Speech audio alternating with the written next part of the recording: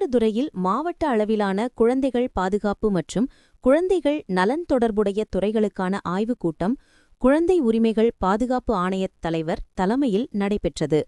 மயிலாடுதுறை மாவட்ட ஆட்சியர் அலுவலக கூட்டரங்கில் மாவட்ட அளவிலான குழந்தைகள் பாதுகாப்பு மற்றும் குழந்தைகள் நலன் தொடர்புடைய துறைகளுக்கான ஆய்வுக் கூட்டம்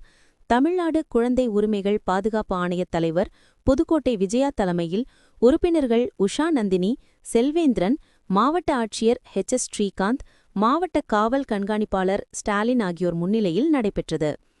இக்கூட்டத்தில் குழந்தைகள் நலன் தொடர்புடைய துறைகளான பள்ளி கல்வித்துறை, சமூக நலத்துறை, காவல்துறை, குழந்தை தொழிலாளர் நலத்துறை, சுகாதாரத்துறை, குழந்தைகள் நலக்குழு, இளைஞர் நீதிக்குழுமம், மாவட்ட குழந்தைகள் பாதுகாப்பு அலகு, ஒருங்கிணைந்த குழந்தைகள் பாதுகாப்பு திட்டம் மற்றும் சைல்ட் லைன் 1098 ஆகிய துறைகளின் கீழ் நடைபெறும் குழந்தைகள் நலன் தொடர்பான பணிகள் குறித்தும், மயிலாடுதுறை மாவட்டத்தில் குழந்தைகள் நலனை உறுதி செய்வதற்கான பணிகளை மேற்கொள்வது தொடர்பாகவும் ஆய்வு செய்தனர்.